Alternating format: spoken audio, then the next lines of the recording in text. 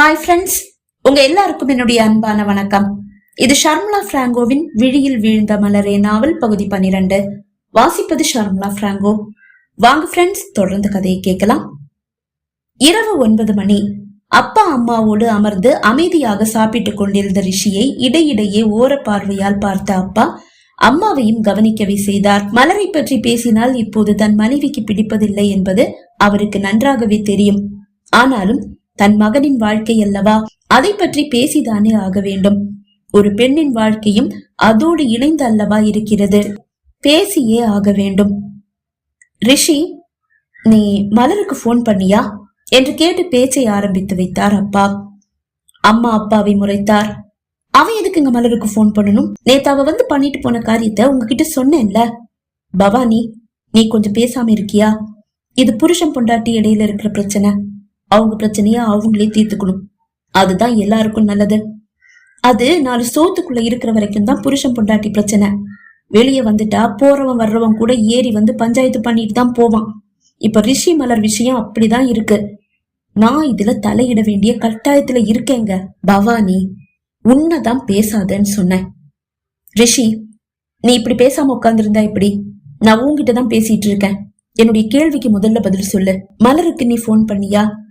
இல்லப்பா, கூப்பிடல. அவ உனக்கு போன் பண்ணாளா? முன்னாடி போன் பண்ணிட்டு இருந்தா. எடுத்து பேசுனியா? இல்ல, அவ நம்பரை பிளாக் பண்ணி வச்சுட்டேன். ஏன் பிளாக் பண்ணி வச்ச? 1-2 நாள் அவ அவங்க வீட்டுல இருந்தா போதும், அதுக்கப்புறமா அங்கிருந்து கூட்டிட்டு வந்துடலான்னு தானே நம்ம பேசிக்கிட்டோம்.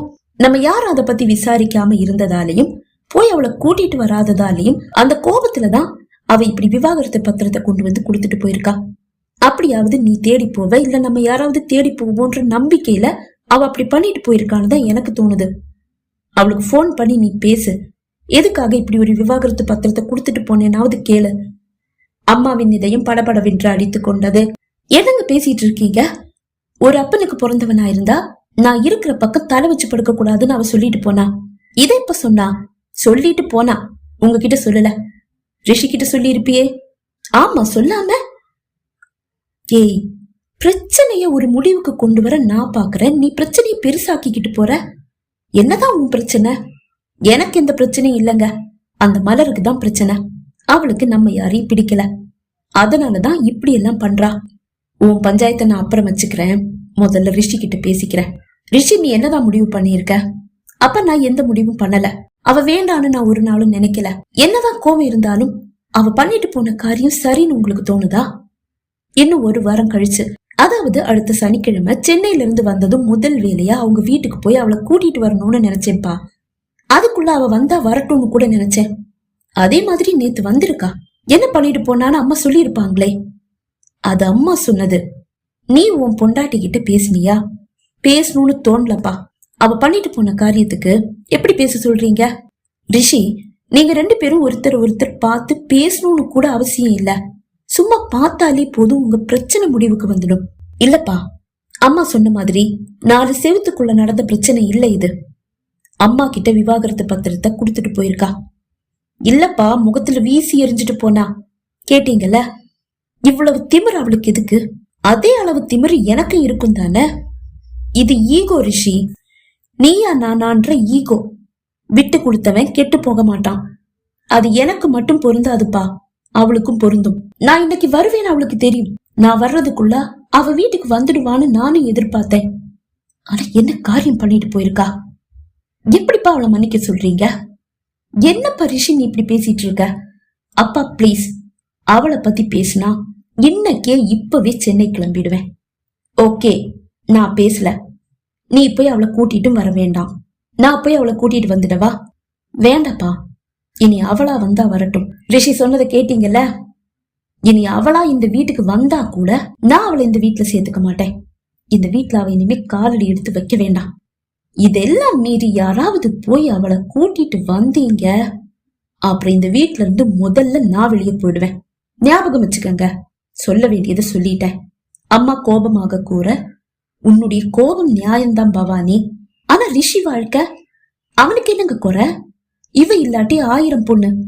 ஏன், என்னுடைய அண்ணன் பொண்ணு துர்கா இருக்காளே, ரிஷிக்கு 2ஆம் தாரமா கட்டி வச்சா என்ன ஆகாதா? அந்த வார்த்தையை கேட்டு ரிஷியும் அப்பாவும் அதிர்ச்சியோடு அம்மாவை பார்த்தனர். என்ன 2 பேரும் பேய் அரைஞ்ச மாதிரி பாக்குறீங்க?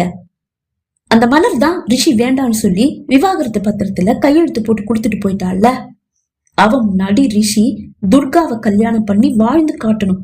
அப்பதான் அவ திமிர் அடங்கும். ரிஷி பதில் எதுவும் கூறவில்லை. அம்மாவின் பேச்சு அவனுக்கு அதிர்ச்சியாகவே இருந்தது. என்ன பேசிட்டு இருக்க பவானி? என்ன, நான் ஏதாவது தப்பா பேசிட்டேனா? துர்காவோட புருஷன் இறந்துட்டாரு. இன்னும் 1-2 வருஷம் போனா அண்ணா அவளுக்கு வேற மாப்பிள்ள பார்த்து கல்யாணம் பண்ணி வச்சிடுவாரு. அந்த யாரோ ஒரு மாப்பிள்ள ஏன் ரிஷியா இருக்க கூடாது? ஏன் துர்கா இந்த வீட்டுக்கு மருமகளா வரணும்னு நாம எல்லாரும் ஆசைப்பட்டோம்ல. அது அப்போ.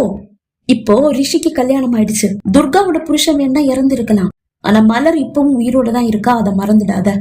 நான் எதையும் மறக்கலைங்க. எல்லாத்தையும் மறந்து நம்ம கிட்ட தப்பு தப்பா பேசினதும் நம்மளை எடுத்தெறிஞ்சு பேசினதும் மலர் தான். அத நீங்க யாரும் மறக்காம இருந்தா சரிதான்.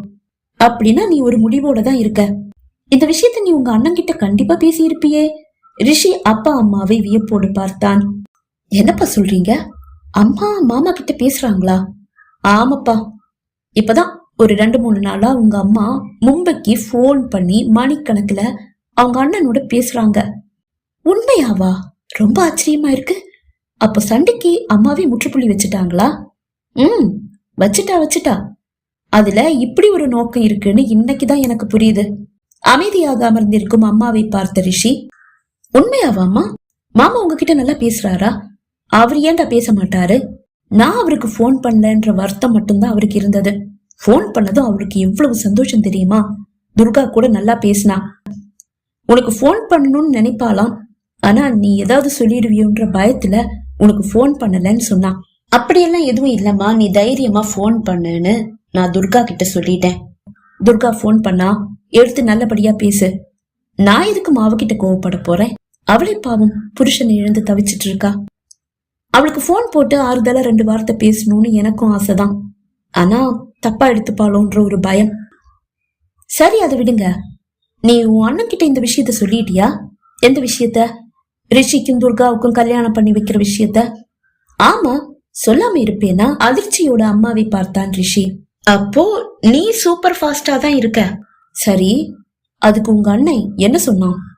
அது என்ன உங்க அண்ணன்? உங்க ஃப்ரெண்டு தானே? ஆமா, என் ஃப்ரெண்டு தான்.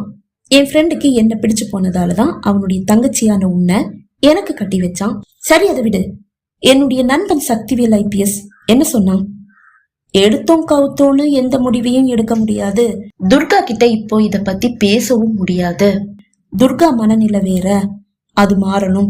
அதே மாதிரி ரிஷி மனநிலையும் ரிஷியுடைய மனைவி மனநிலையும் என்னன்னு தெளிவா தெரிஞ்சுக்கணும்.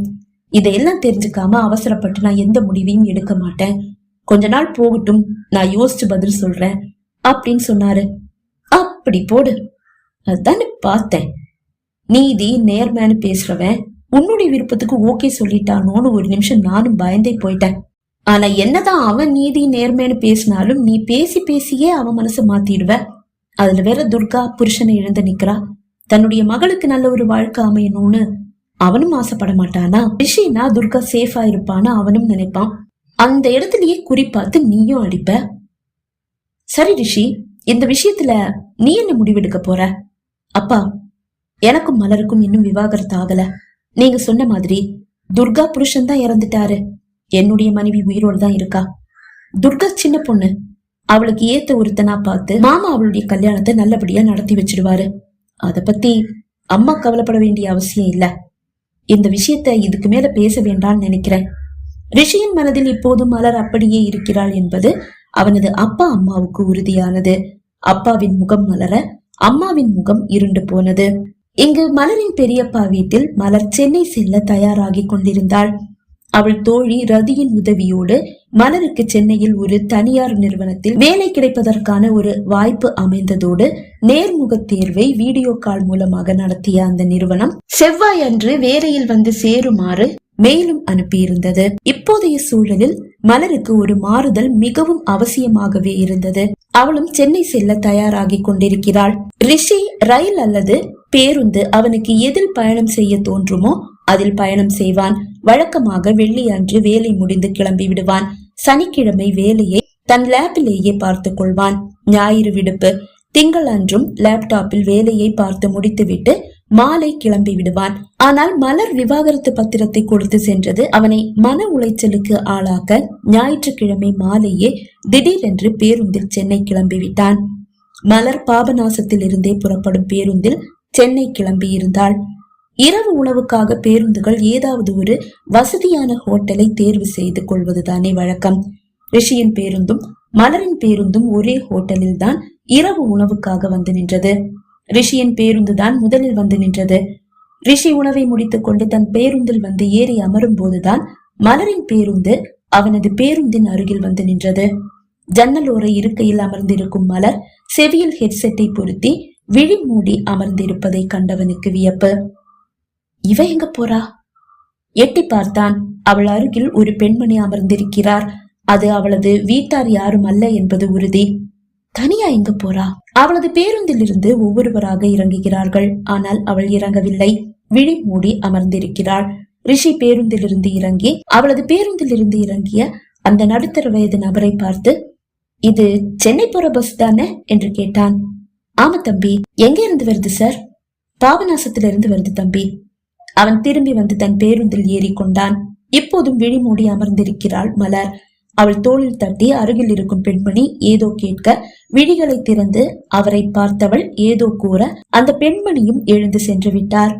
தன் பேக்கை எடுத்து திறந்து ஒரு பார்சலை வெளியே எடுத்தவள் பிரித்து வைத்து அதில் இருக்கும் உணவை ஒரு வாய்தான் உண்டாள். அவள் விழிகள் நிறைந்து விட்டது. உணவை அப்படியே சுருட்டி கையில் எடுத்தவள் பேருந்திலிருந்து இறங்கினாள். உணவுக்காக ஏங்கி நிற்கும் அந்த இரு நாய்களின் அருகில் அவளது உணவை கொண்டு வந்து வைத்தாள். அவை கொலை பசியில் இருந்தனவோ என்னவோ ஒரு நொடியில் அந்த இலையை நக்கி துளைத்து விட்டு நன்றியோடு அவளை பார்த்து விட்டு செல்ல தன் சுடிதார் துப்பட்டாவை இழுத்து போர்த்தி கொண்டவள் கழிப்பறை என்று அம்புக்குறி காட்டும் திசையை நோக்கி நடந்தாள். 4-5 அடி எடுத்து வைத்தவள் என்ன நினைத்தாளோ அப்படியே நின்று விட்டாள். தயங்கி தயங்கி 2-3 அடி எடுத்து வைக்கிறாள். மீண்டும் நின்று விட்டாள். அவள் பயப்படுகிறாள் என்பது அவனுக்கு புரிந்தது. ஓடி சென்று அவளுக்கு உதவ மனம் இருக்கிறது. தன் இருக்கையிலிருந்து எழுந்தும் கொண்டான்.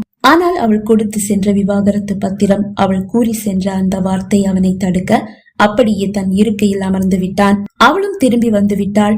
அவளது இருக்கையில் வந்து அமர்ந்தவள் தண்ணீர் பாட்டிலை எடுத்து மளமளவென்று தண்ணீரை குடித்தாள். பாட்டிலை மூடியபடியே தன் விழிகளை வெளியே ஓடவிட்டவள் மிகவும் தற்செயலாக அருகில் நிற்கும் பேருந்தின் ஜன்னலோர இருக்கையில் அமர்ந்திருக்கும் ரிஷியை கண்டாள். அவள் விழிகள் அப்படியே அவன் மீது நிலைத்து விட்டது. அவனும் விழிகளை அசைக்கவில்லை. ஏனோ இருவரின் விழிகளும் நிறைந்து விட்டது. ரிஷியின் பேருந்து இதோ மெல்ல நகர ஆரம்பித்து விட்டது. உயிரை பிரிந்து செல்வது போல் இருவரும் உணர்ந்த நொடியது. பகுதி 12 நிறைவடைந்தது.